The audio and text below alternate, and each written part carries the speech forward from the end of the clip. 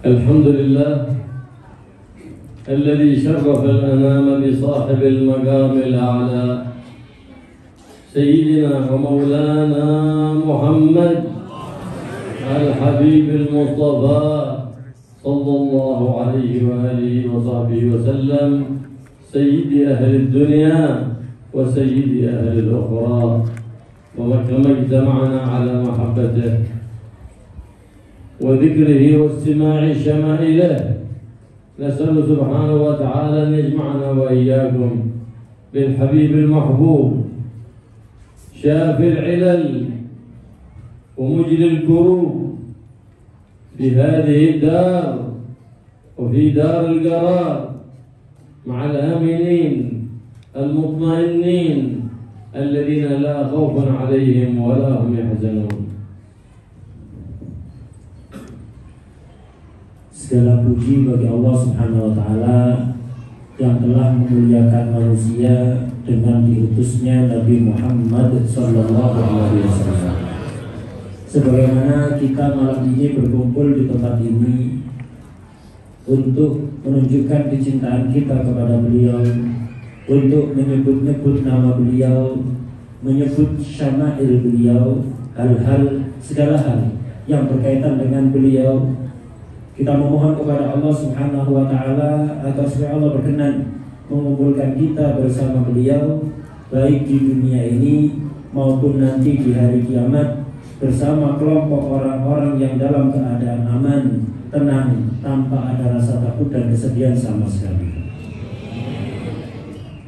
Nabi Muhammad sallallahu alaihi wasallam urifa min qabli an yuha ilayhi بالصادق الأمين، عرف بصدق حديثه وأمانته حتى أمينه الناس على أنفسهم وعلى أموالهم صلى الله عليه وآله وصحبه وسلم.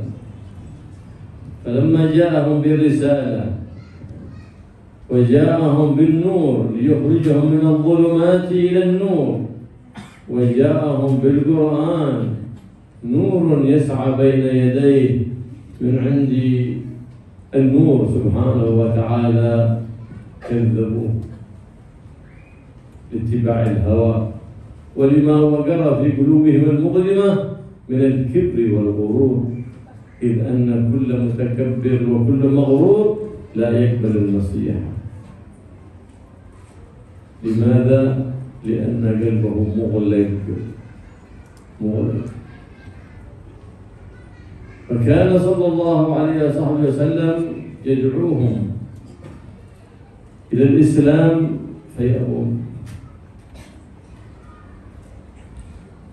ويؤذونهم ويسبونه ويشتمونه، لكنه صبر وصبر وصبر حتى كان له من الله الظفر صلى الله عليه وآله وسلم. فلانت القلوب التي هي أشد من الصخر، لانت وآمنت وأسلمت بحسن أخلاقه صلى الله عليه وسلم. فالأخلاق الحسنة تلين القلوب الغليظة. فلهذا علمنا النبي محمد صلى الله عليه وسلم أننا لا نقابل السيئة بالسيئة، بل نقابل السيئة بالحسنة. فإذا فعلت ذلك فإذا الذي بينك وبينه عداوة كأنه ولي حميم. Nabi Muhammad SAW sejak beliau belum diangkat jadi Nabi dan Rasul, sejak beliau belum diberi wahyu oleh Allah Subhanahu wa Ta'ala, sudah dikenal dengan akhlaknya yang mulia, terutama kejujuran dan amanatnya. Maka sebelum beliau diangkat jadi Nabi, sudah dikenal dengan sebutan As-Sadiqul Amin, orang yang sangat jujur dan sangat menjaga amanat. Sehingga masyarakat pada saat itu selalu menitipkan amanat pada beliau, mempercayai beliau, menitipkan harta-harta mereka yang mahal kepada beliau, karena mereka yakin beliau tidak akan mengkhianati amanah. Jadi kejujuran Rasulullah SAW itu tidak diragukan oleh siapapun sejak beliau diangkat jadi nabi. Sejak beliau belum diangkat jadi nabi. Akan tetapi ketika beliau kemudian menerima risalah, menerima wahyu dari Allah Subhanahu wa taala untuk mengajak manusia dari kegelapan menuju cahaya. Ketika beliau datang membawa Al-Qur'an, banyak dari orang-orang sekitar beliau mendustakan beliau. Mereka mendustakan Nabi bukan karena mereka meragukan kejujuran Nabi, akan tetapi karena mereka mengikuti keinginan hawa nafsunya dan karena akhlak tercela yang terpendam dalam hati mereka, yaitu kesombongan dan merasa hebat, ghurur.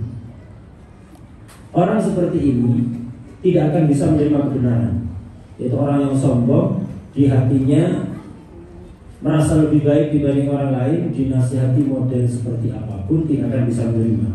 Begitu juga orang yang merasa hebat, tidak akan bisa menerima nasihat dari siapapun karena hatinya terkunci. Nabi Muhammad SAW mengajak mereka untuk masuk Islam, tapi mereka menolak. Bukan hanya menolak, mereka menyakiti beliau, mencaci maki beliau. Akan tetapi Nabi terus bersabar dan bersabar, sehingga akhirnya kemenangan diberikan oleh Allah kepada beliau. Hati yang asalnya begitu keras, hati orang-orang kafir di Mekah yang asalnya begitu keras, lebih keras dibanding batu, menjadi lembut gara-gara kelembutan akhlak Nabi Muhammad SAW. Akhlak yang baik memang demikian, bisa melenturkan, bisa melembutkan hati yang sekeras apapun. Oleh karena itu Nabi Muhammad SAW mengajarkan kepada kita agar kita tidak pernah membalas kejahatan dengan kejahatan, tidak pernah membalas keburukan dengan keburukan, akan tetapi kita balas dengan kebaikan.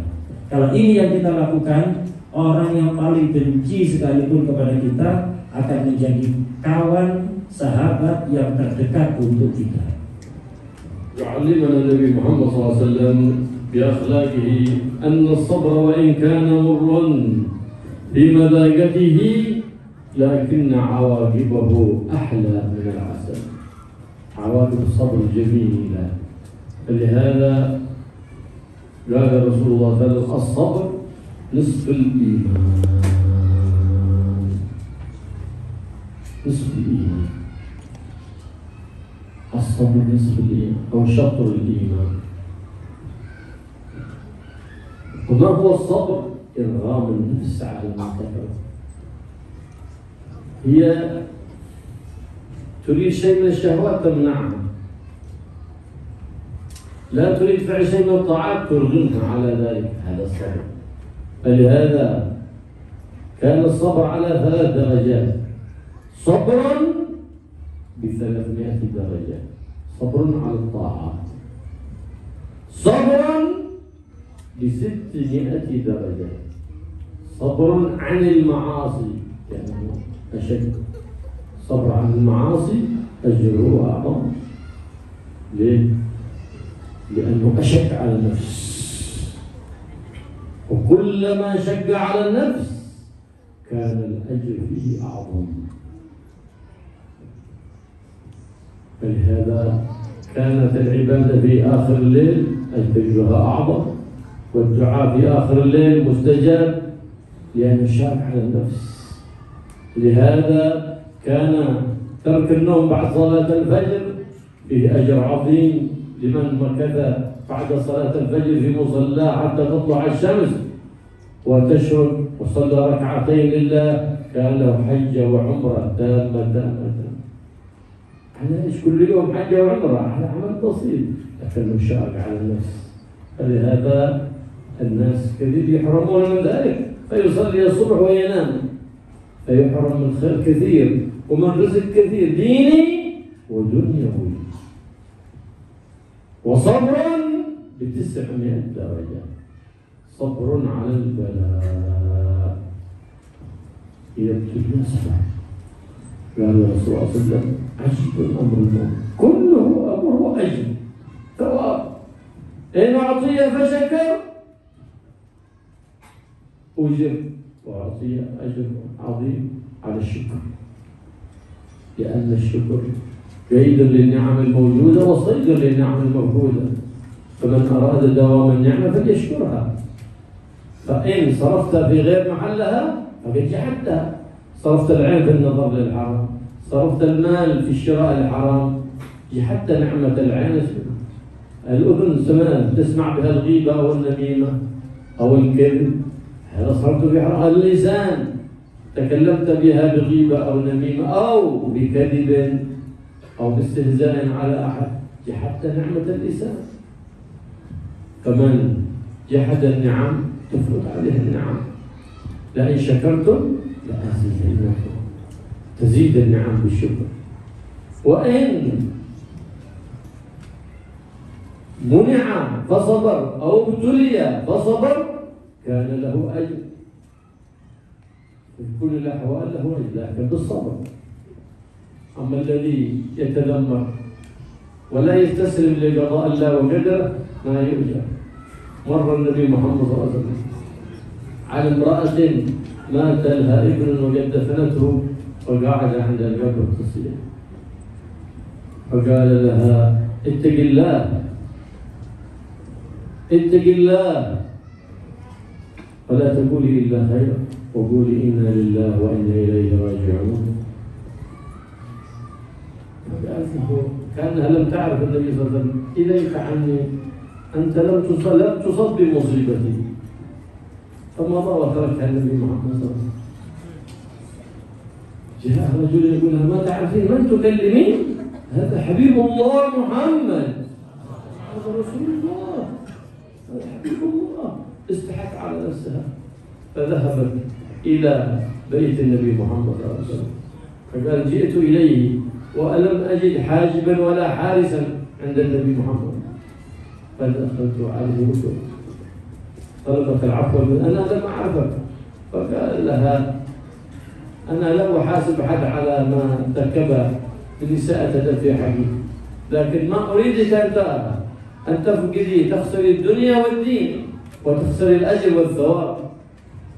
إذا فاتك أحد الأحباب فلا يفوتك الأجر والثواب، إنما الصبر عند الصدمة الأولى. الصدمة الأولى إذا ثبت هذه الأجر، والذي ما يصبر عند الصدمة يفوته الأجر والثواب، يفوت فقد الأحباب ويفوت الأجر والثواب. إذا فاتك فقد الأحباب فلا يفوتك الأجر والثواب بالاستسلام للقضاء والقدر. فإن استسلمت لقضاء الله وقدره انتهت المصيبة بسرعة تتعجل وتنتهي. والذي لا يستسلم للقضاء والقدر تطول مصيبته. ايش سبب طولها؟ هو لأنه لم يستسلم للقضاء والقدر، فلو استسلم لسارعت في الانجلاء وتبدلت تلك الأحزان إلى أفراح. لكنه مسكين جاهل فهو يعترض ليش ويبكي ويجدد الأحزان فتطول مصيبته. لماذا؟ لأنه لم يستسلم لقضاء الله وقدره. فالاستسلام لقضاء الله والقدر والصبر على الابتلاءات أجر عظيم عند رب البريات، تنال به الولايات والمقامات العاليات عند رب البريات، كما أخبر بذلك سيد السادات محمد صلى الله عليه وسلم.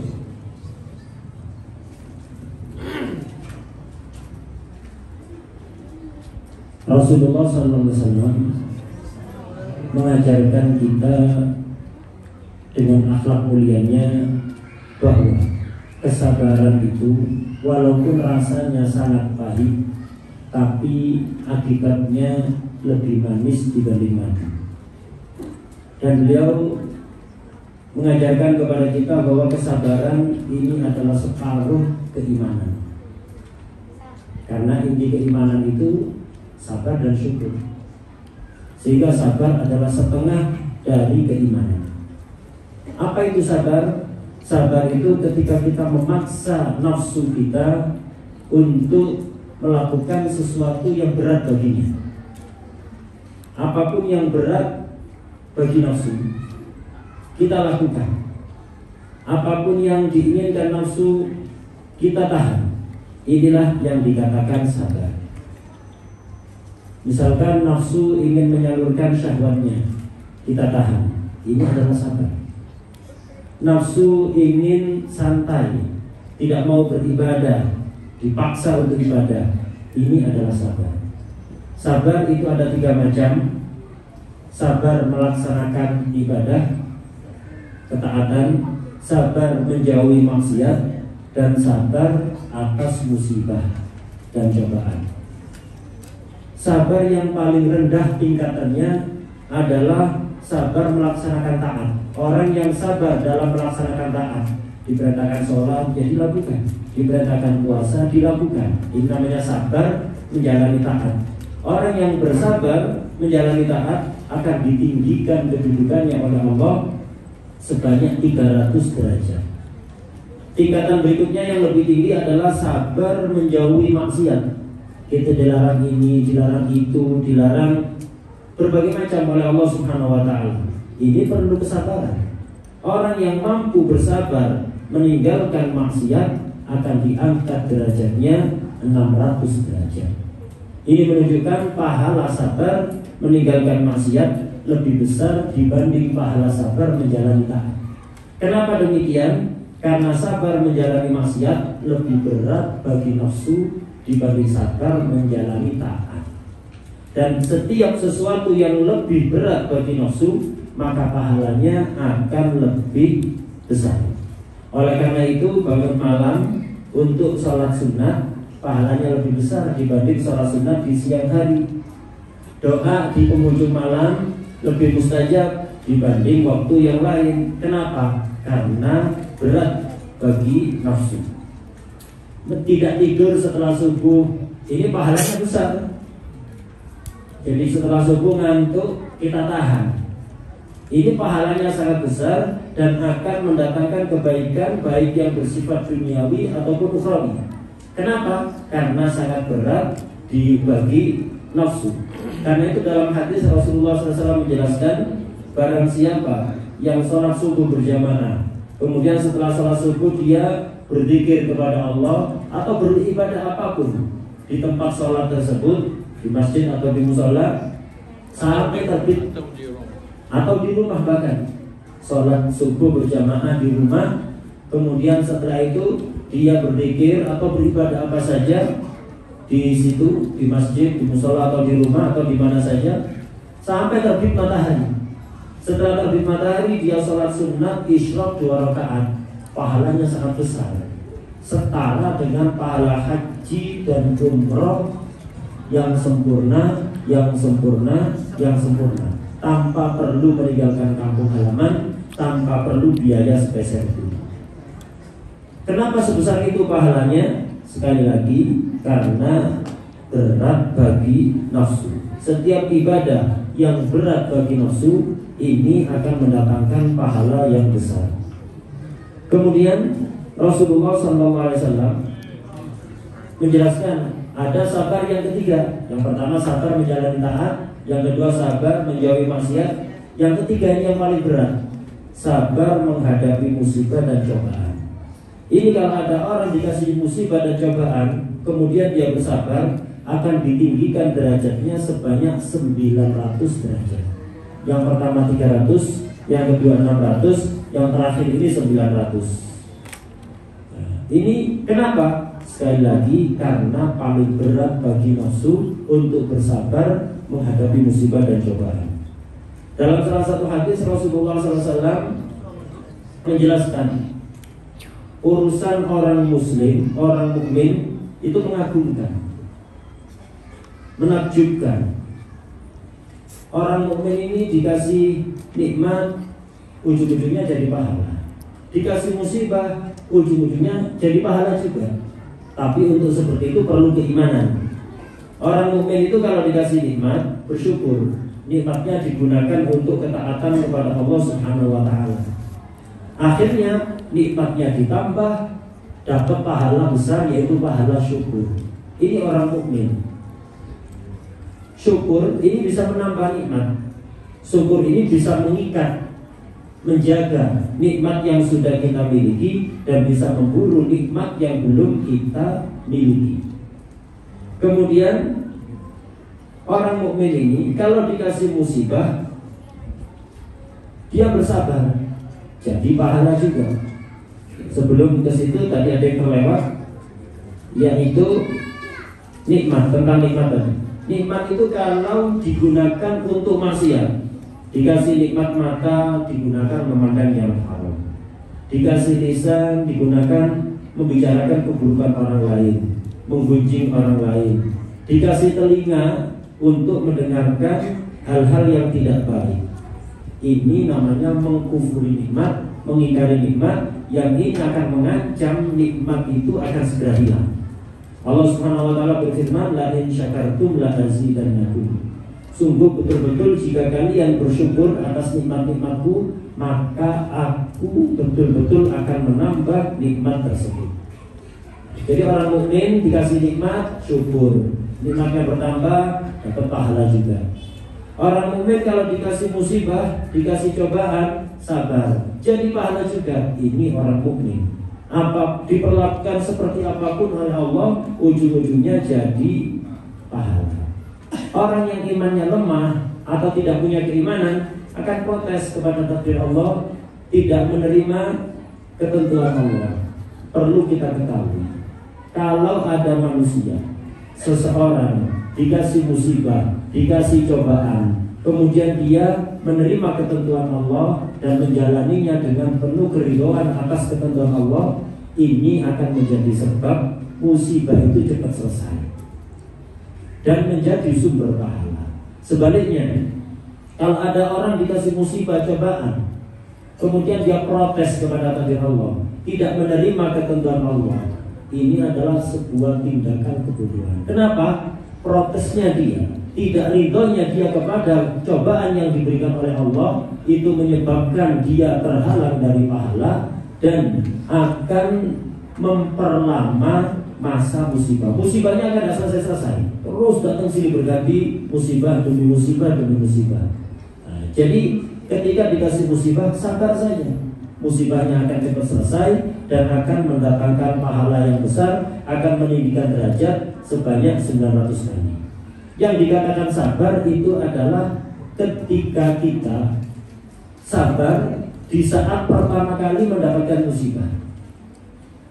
Suatu ketika pernah ada seorang perempuan di zaman Rasulullah SAW, anaknya meninggal.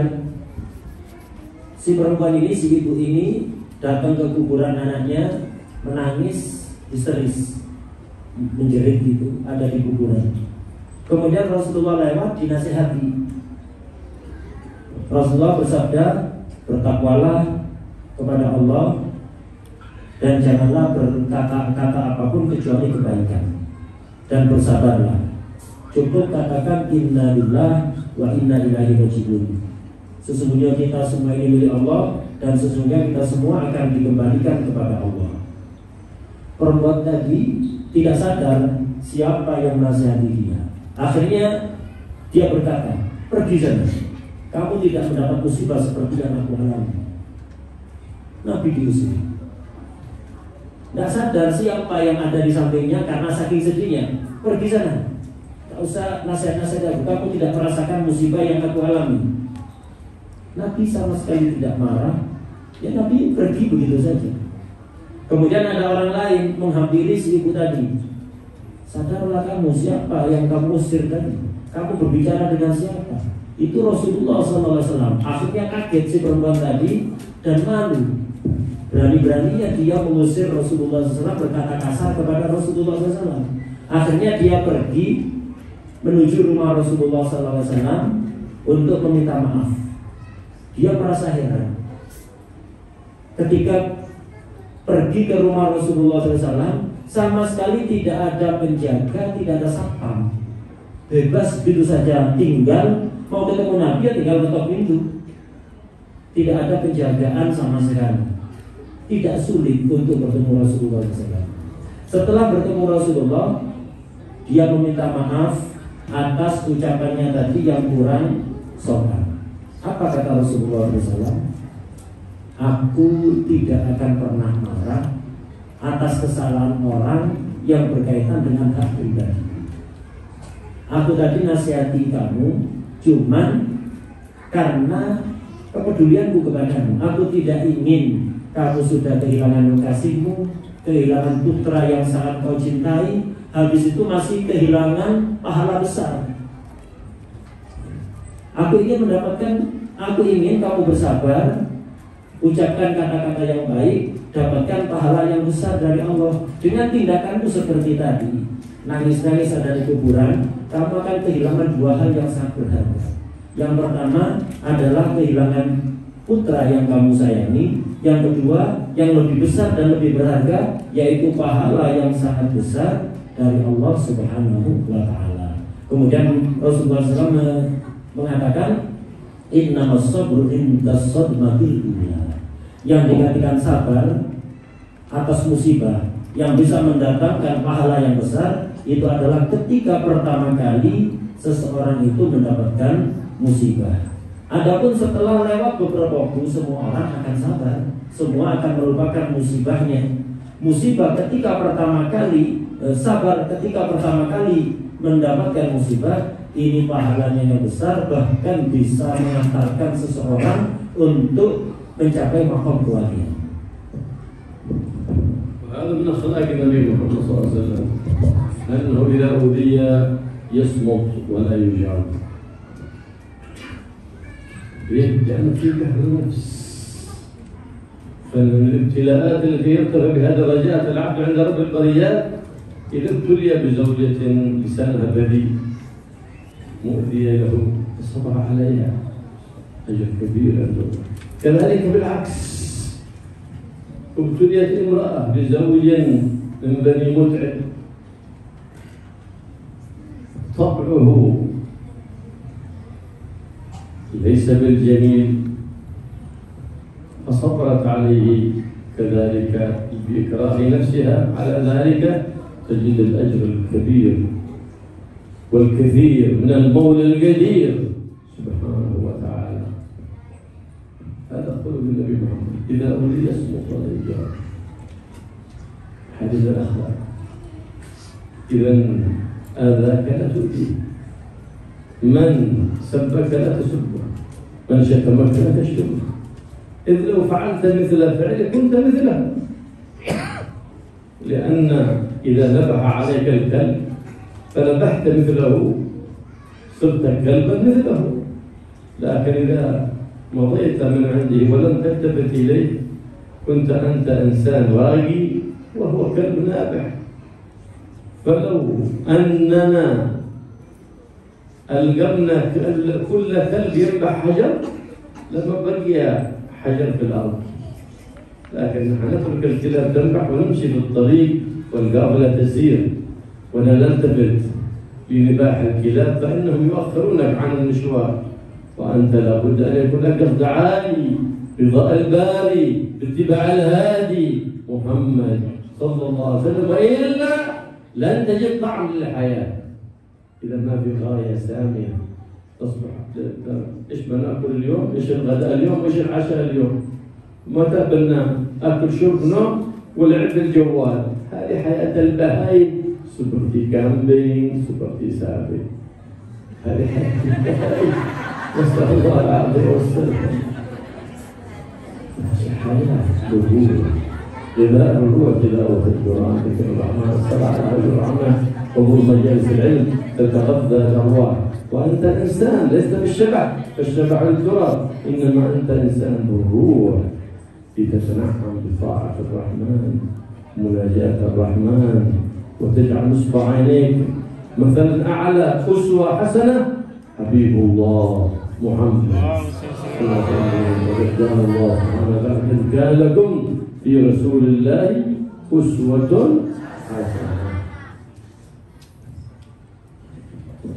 Di antara akhlaknya Nabi Muhammad SAW, kalau diganggu, disakiti, beliau hanya diem, no comment.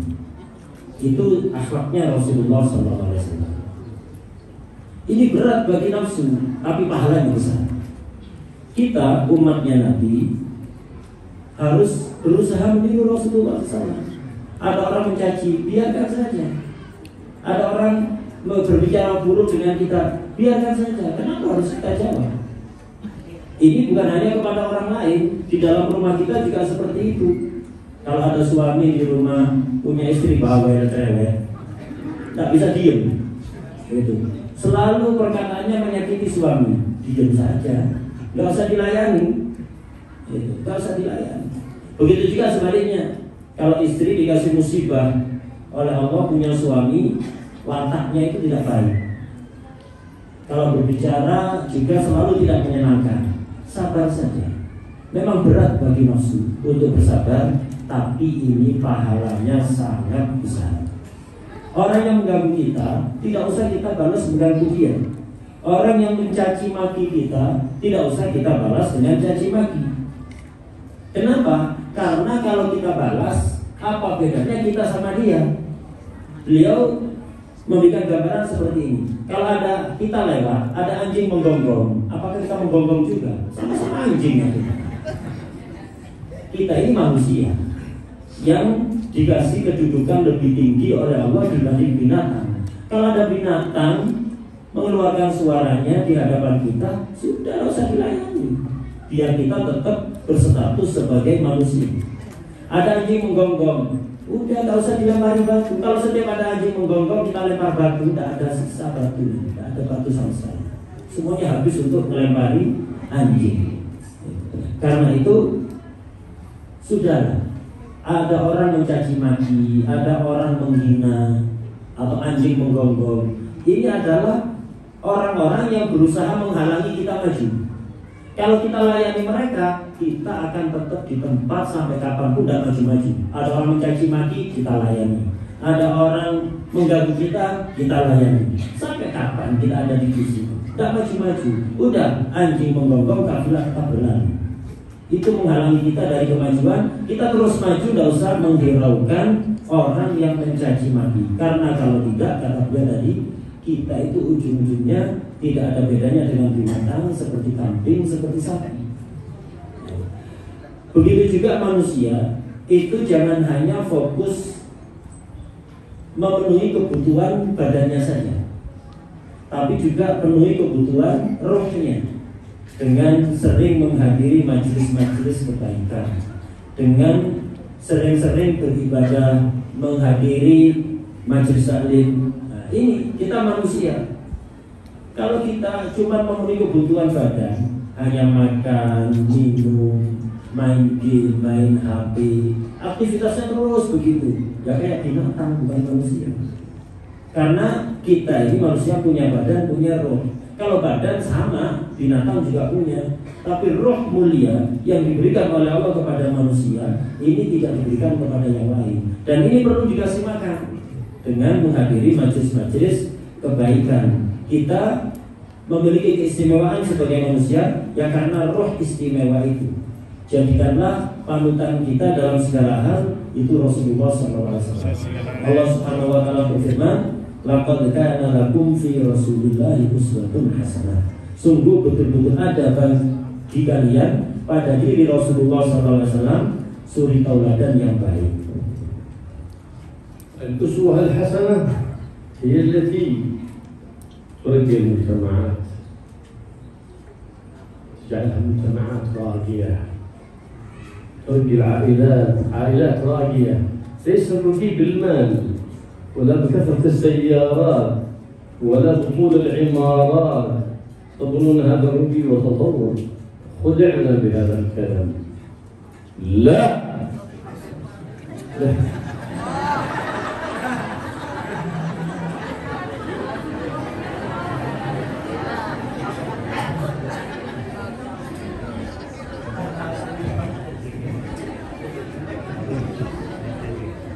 ليس هذا أبوي، أبوي هو بتماسك الأسر، أسرة متماسكة بعضها البعض، متحابة، زوجة تحب زوجها، زوج يحب زوجته، أبناء يحبون آباءهم، الآباء يحبون الأبناء بحسن النصيحة لهم، ببذل النصيحة لهم، ولا يتركونهم هكذا مثل البهائم يخرجون متى أرادوا، وإذا رجعوا لا يسألون أين كنتم، بالليل لعب بالجيم وبالنهار في النوم. هذا ظلمة. أين المحبة؟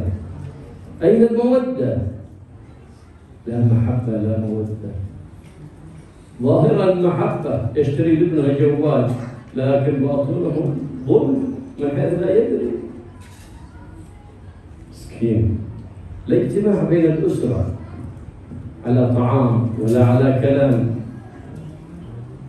يدخلون ويخرجون مثل الفندق أو الأوتيل، ولا يبالي كل واحد بالآخر.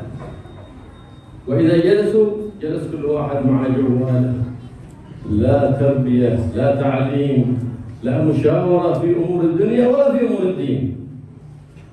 أسرة ميتة، أسرة بلا حياة، أسرة لم تجتمع على المحبة وعلى المناصحة. فتلك هي البيوت الواهنة الضعيفة، ولا ما يكون تطور مع هذه الأسرة.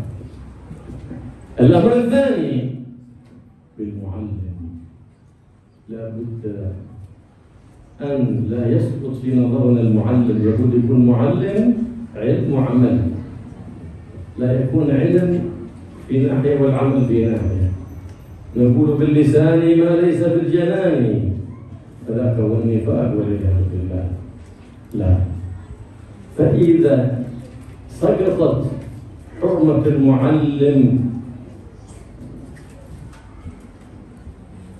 فقد تهدمت البلاد وسقطت ووهنت.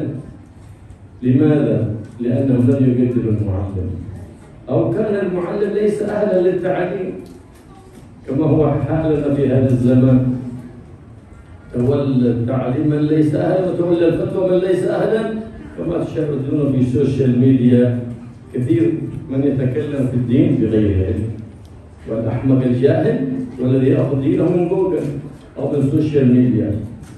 الأمر الثالث تعظيم العلماء العاملين والأولياء والصالحين، فإذا سقطت تعظيمهم ولم نجعلهم قدوتنا خلفاء النبي محمد سيد الأنبياء والمرسلين، لم تكن لنا بهم أسوة حسنة. إذا لا تبقي لا تطور، بل انحدار وانحدار وانحدار. فلهذا ترى اليوم كثير من الدول يسمونها دول متطورة عربية، وهي خسيسة دانية، لأن الأسرة منهدمة والمعلم ليس يفي بالتعليم لأنه ليس أهل للتعليم، وقد سقط من قلوبهم تعظيم العلماء العاملين والأولياء والصالحين. فكل بلد فيها هذه الثلاث خصال تترقى وتترقى في رقي عالي مستمر، وكل بلد سقطت منها هذه الثلاث خصال فإنها تتدنى وتتدنى حتى تصير في درجة البهائم، كما تشاهدون في بلاد التطور كيف النساء كاسيات عاريات، كيف الرجال متى ما ثارت شهوته قضاها في أي وطن حلال وحرام، فلا يبالي بمراقبة الله ولا يبالي بشيء. فحياتهم مثل البهائم. متى ما تكون حياة لها طعم لها ذوق؟ لما نستشعر العبودية لله ونستشعر القدوة الحسنة. وما هي القدوة الحسنة؟ شرع النبي محمد، أدب النبي محمد، خلق النبي محمد صلى الله عليه وسلم، نصب أعيننا نستشعر هذه الحياة لها معنى. أما ذاك من كان أكله همه النوم والأكل والشرب وهمه ما يدخل بطنه فقيمته ما يخرج منها والعياذ بالله. Nasallallahu alaihi labud تعيش لغاية سامية تعيش لأجلها ولا أسمى من أن تتخذ قدوة حسنة نبي محمد لأنه الوسيلة إلى رضا مولاك ومحبة الله هو الحبيب محمد لقوله سبحانه وتعالى قل إن كنتم تحبون الله فاتبعوني يحببكم الله فجعل اتباع النبي محمد علامة على محبة الله سبحانه وتعالى.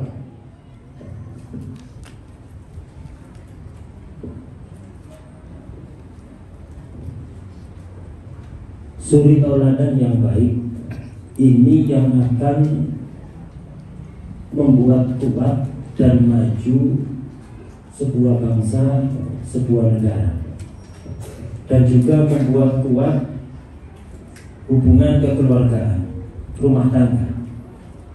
Kemajuan itu tidak bisa diukur dengan banyaknya uang atau harta, dengan banyaknya mobil mewah yang dimiliki, dengan rumah yang megah. Bukan itu ukuran kemajuan, baik bagi keluarga atau bagi negara. Negara maju itu bukan negara yang banyak di situ bangunan yang tinggi, yang megah, mobilnya mewah-mewah, uangnya banyak, nilainya tinggi. Bukan itu. Kemajuan negara tidak bisa diukur dengan itu. Begitu juga keluarga. Keluarga yang maju, keluarga yang kokoh tidak bisa diukur dengan kemegahan rumah, kemewahan mobil, atau banyaknya harta. Tidak, sama sekali tidak, kata beliau. Cuman banyak di zaman ini kita tertipu dengan hal ini. Kita mengukur kemajuan dengan hal-hal yang tadi disebutkan. Kemajuan negara itu dikatakan maju, atau keluarga itu dikatakan kokoh. Itu kalau di dalamnya ada 3 pilar utama. Yang pertama yaitu ketika hubungan kekeluargaan di setiap rumah itu kuat. Artinya setiap anggota keluarga itu peduli kepada lainnya, saling menyayangi satu sama lainnya, masing-masing berusaha memberi tanpa berharap balasan, berusaha memberikan manfaat kepada yang lain dan tidak berharap balasan. Ini ukuran kokohnya sebuah keluarga, dan yang itu nantinya akan menentukan kemajuan sebuah negara.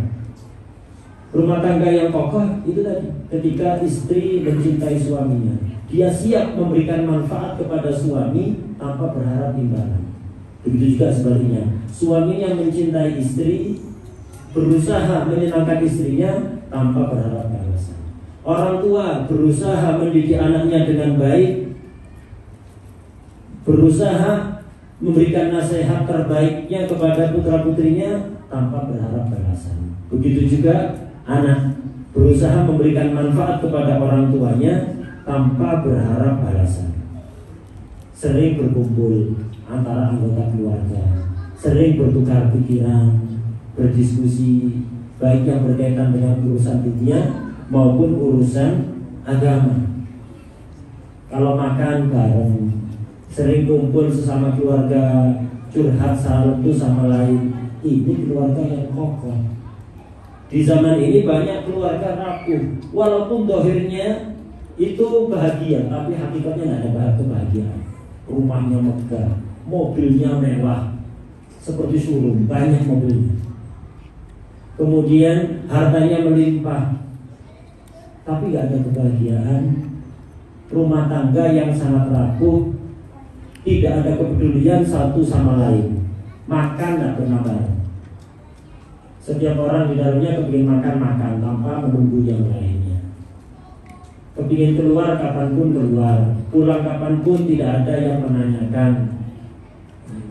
Kemudian jarang berkumpul. Ketika berkumpul, masing-masing sibuk dengan hatinya. Tidak ada perhatian satu sama lainnya. Seperti hotel, setiap hari banyak orang di hotel, tapi tidak ada saling menyapa, kumpul saling curhat. Tidak ada. Semuanya egois, tidak ada kepedulian kepada lainnya. Bukan ini yang diajarkan oleh Islam. Islam itu mengajarkan masing-masing anggota keluarga itu saling memberikan nasihat, saling memberikan masukan, saling peduli, saling berusaha memberi tanpa berharap balasan. Kalau ada anak keluar, ditanya mau kemana, bukan keluar seenaknya begitu saja. Ditanya mau kemana. Ketika datang dari luar masuk rumah ditanya dari mana, sama siapa, ngapain. Ditanya sudah sholat apa belum. Itu. Adapun orang tua tidak perhatian kepada anaknya. Anaknya mau keluar kapan saja terserah. Pulang malam juga gak ditanya-tanyai. Semalam suntuk menghabiskan waktunya untuk main game, main HP. Siangnya hanya tidur, dibiarkan. Ini orang tua memperlakukan anaknya tidak sebagai manusia. Ini seperti merawat binatang. Pokok dikasih makan, minum sudah, gak ada urusan jadi apa. Gemuk dibelai, begitu aja. Ini banyak orang tua memperlakukan anaknya seperti itu. Pokok dikasih makan, minum, tidak ada kepedulian, tidak ada kasih sayang. Tidak pernah ditanya-tanyai. Ini berarti merawat anak seperti merawat binatang. Anak kalau masih kecil belum saatnya dikasih hati. Anak masih kecil dikasih hati, secara zahir kasih sayang, tapi hakikatnya itu adalah kezaliman yang sangat besar. Kemudian yang kedua, pilar yang kedua adalah kita itu kalau kepingin maju harus punya guru, orang yang alim yang mengamalkan ilmunya. Adapun cuma alim banyak ilmu tidak mengamalkan ilmunya, ini seperti orang munafik. Omongannya A, kelakuannya B, seperti orang munafik. Tapi kita ini harus memiliki guru yang mengamalkan ilmunya dan harus dihormati. Kalau sudah guru itu tidak dihormati, jangan pernah mimpi negara itu akan maju. Negara sekaya apapun atau semaju apapun menurut pandangan masyarakat modern, tapi kalau di negara itu tidak ada penghormatan pada guru, hakikatnya itu negara hancur.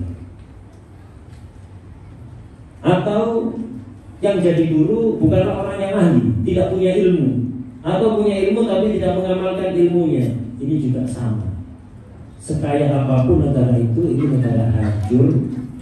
Dan itu bisa dilihat dalam waktu dekat, tidak perlu waktu lama. Kalau yang jadi guru di negara itu tidak dihormati atau bukan orang yang ahli, akan hancur negara itu.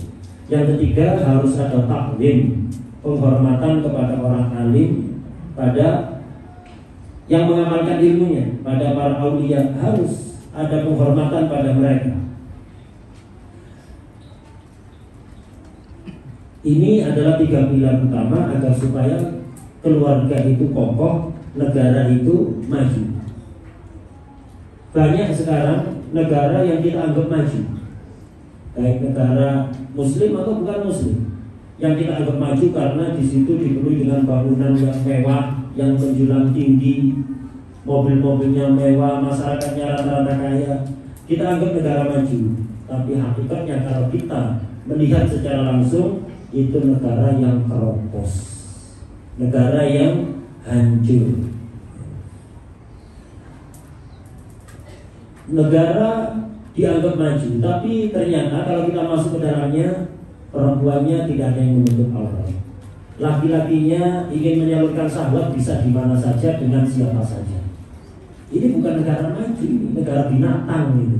Binatang syahwat di mana saja, kapan saja, kepada siapa saja. Ini binatang, bukan manusia. Tidak layak disebut negara maju. Ini negara yang hancur. Negara itu maju kalau memiliki panutan yang baik, suri tauladan yang baik. Apa panutan baik? Syariat Nabi, akhlaknya Nabi, sunnah-sunnahnya Nabi Muhammad SAW.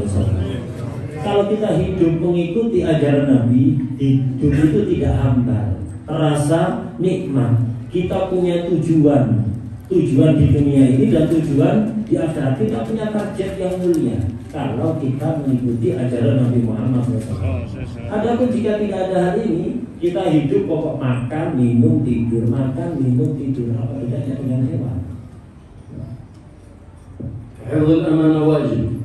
جوارحك أمانة احفظها، أولادك أمانة احفظهم من كل ما يضرهم في دينهم وفي دنياهم. ما هو يضر الشباب فقط، ما يضر الروح.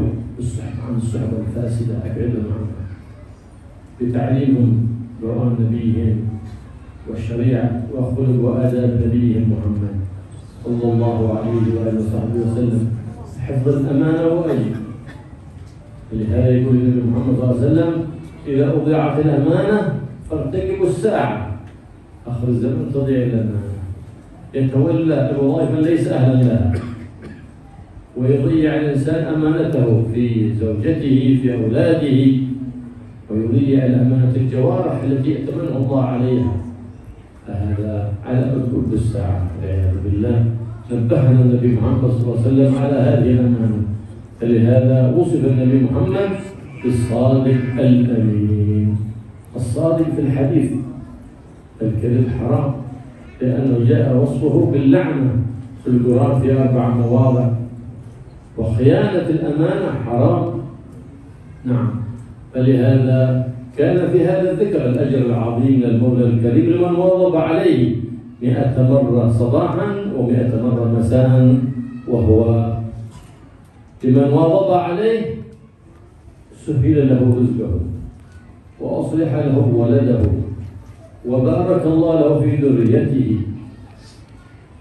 وأعطي من خير الدنيا وخير الآخرة، وكان له الموت على حسن الخاتمة، وهو لا إله إلا الله الملك الحق المبين محمد رسول الله الصادق الأمين.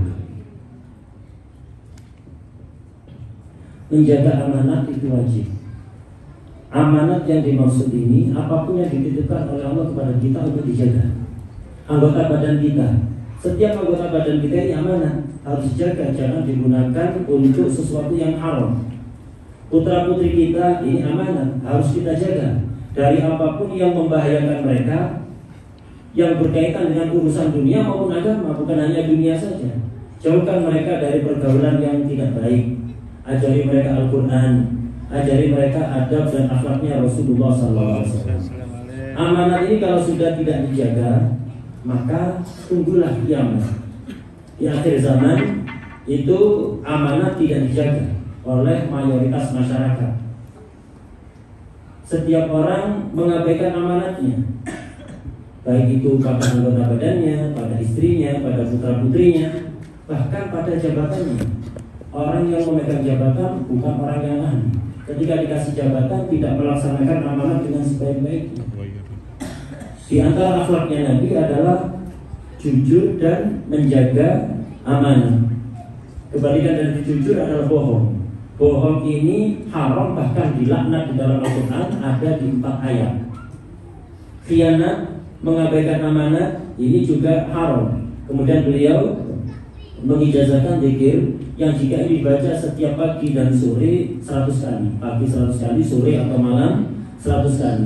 Siapa yang rutin membaca ini, rizkinya zahir batin akan dimudahkan. Anaknya akan dijadikan anak-anak yang soleh solehah. Keturunannya akan menjadi keturunan yang berkah, dan kebaikan dunia akhirat akan selalu menghinggapi dia, akan selalu berada di sekitarnya. Dan ketika meninggal, akan meninggal dalam keadaan husnul khotimah. Zikirnya yaitu la ilaha illallah al-malikul haqqul mubin Muhammadur Rasulullah as-sadiqul wa'dil amin. As-sadiqul amin. Muhammadur Rasulullah as-sadiqul amin. 100 kali setiap pagi dan sore. Allah yaghfirna wa iyyakum lima fi salahi dinina wa dunyana wa yubarik lana wa lakum fil awqat wal aqwat ويجعلها مصروفة في الطاعات ويبارك لنا ولكم في الأولاد والبنات، ومن أراد البركة في أولاده وبناته فليكثر من الدعاء لهم. ويقول بعد كل أذان ودعاء الأذان: اللهم بارك لي في أولادي واحفظهم وارزقهم ولا تضرهم ووفقني ووفقهم لطاعتك وارزقني برهم. الله يبارك لنا ولكم فيهم ويبارك لنا ولكم في كل نعمة أنعم الله بها علينا، يجعلها مصروفا في طاعة الله وطاعة حبيبه ومصطفاه سيدنا ومولانا محمد بن عبد الله صلى الله عليه وآله وصحبه وسلم. Semoga Allah memberikan pertolongan kepada kita untuk selalu melakukan kebaikan baik dunia maupun akhirat. Semoga Allah memberikan barokah pada waktu kita, pada makanan kita, dan semoga setiap nikmat yang diberikan oleh Allah kepada kita mampu kita gunakan untuk taat kepadanya. Semoga Allah memberkati putra putri kita, dan Dia mengijazahkan agar supaya putra putri kita ini menjadi anak yang berkah. Sering-seringlah doakan mereka, khususnya doa berikut ini rutinkan dibaca setiap habis mendengar adzan, menjawab adzan, dan membaca doa adzan. Jadi ketika ada adzan dijawab, kemudian baca doa adzan yang sudah masyhur. Setelah itu bacalah doa berikut ini. Ini insya Allah kalau kita rutinkan, putra putri kita akan menjadi putra putri yang barokah. Allahumma barik li fi auladi wahfadhum wala tadurrahum warzuqhum wala tadurrahum wafiqni wafiqhum li ta'atik warzuqni birrahum. Saya ulang sekali lagi. Allahumma barik li fi auladi wahfadhum warzuqhum wala tadurrahum wafiqni wafiqhum li ta'atik warzuqni birrahum. Ini dibaca setiap kali kita mendengar adzan, kita jawab, kita baca doa adzan, kemudian baca doa berikutnya. اللهم يا من فعل الخير الخير وعمل الخير الخير وعمل عليه. اللهم يا الحاجات بلغنا الامور بارك في الاولاد والبنات والزوجات اجعلنا صالحات طائعات عابدات راضيات مرضيات لله رب البريات. واغفر لنا الذنوب الماضيات وبالحساب حسنات جديدات. واغفر لنا ما مضى وحفظنا فيما بقي وما هو جاءنا بحسن حسن جميع الاديات والحفظ المكين من الذنوب الخطيئات بجاه حبيبك محمد سيد السادات وقل اعمال في طاعته وطاعه حبيب محمد صلى الله عليه وسلم. واجعل اخر الكلام بعد رضايا اجالنا بعد طول عمر في خير ونصر عافيه. لولا لا اله الا الله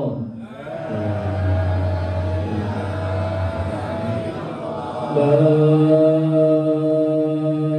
اله الا الله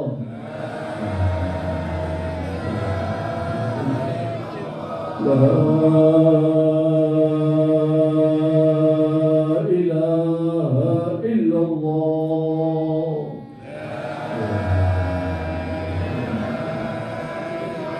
محمد رسول الله صلى الله عليه وسلم بالحق عليها نحيا وعليها نموت وعيش الله تعالى الآمنين. اللهم احينا عليها يا حي ومتنا عليها يا مميت وعافنا عليها يا باعث. اجعلنا في قلوبنا وارفع ذنوبنا واغفر بها عيوبنا واصل بها قلوبنا واغفر بها نياتنا ومقاصدنا. يا رحيم يا رحمن يا حي يا قيوم يا ذا الجلال والاكرام. اغفر لنا الذنوب واستر لنا كل مطلوب بجاه الحبيب المحبوب وكنا كل مشغوب وكل مرهوب يا ذا الجلال والاكرام. يا ذا الجلال والاكرام يا رحيم يا رحمن يا غفور يا غفار يا كريم يا ستار يا عليم يا جبار. استجب دعانا ولا تخيب رجانا انك على كل شيء قدير بالاجابه جدير. وصلى الله على سيدنا محمد النبي واله وصحبه وسلم والحمد لله رب العالمين بسر الفاتحه.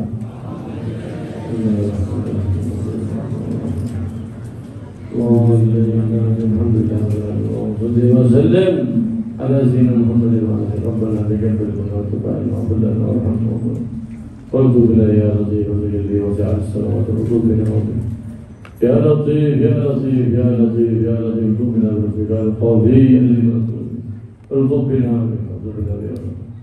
والمسلمين ارزق بنا والمسلمين يا لطيف لم يزل ارزق بنا بما نزل انك لطيف لم تزل ارزق بنا والمسلمين يا لطيف لم يزل ارزق بنا بما نزل انك لطيف لم تزل ارزق بنا والمسلمين ارزق بنا واخواننا في اليمن واخواننا في غزه وفي فلسطين وفي سائر بلاد الاسلام والمسلمين يا رب العالمين. وصلنا وانصر بنصر سائر بلاد الاسلام والمسلمين واصلحنا واصلحنا وصل في صلاح الاسلام والمسلمين ولا تهلكنا واهلك من في هلاك صلاح للاسلام والمسلمين. يا لطيف الطفنا بهم يرزق الخبيرين وصدق فيه انك قلت وقولك الحق. الله لطيف بعباده يغفر من يشاء وهو القوي العزيز. وصلى الله على سيدنا محمد وعلى اله وصحبه وسلم. قول سبحان ربك رب العزة عما يصفون وسلام على المرسلين والحمد لله رب العالمين. سبحانك اللهم وبحمدك أشهد أن لا إله إلا أنت أستغفرك.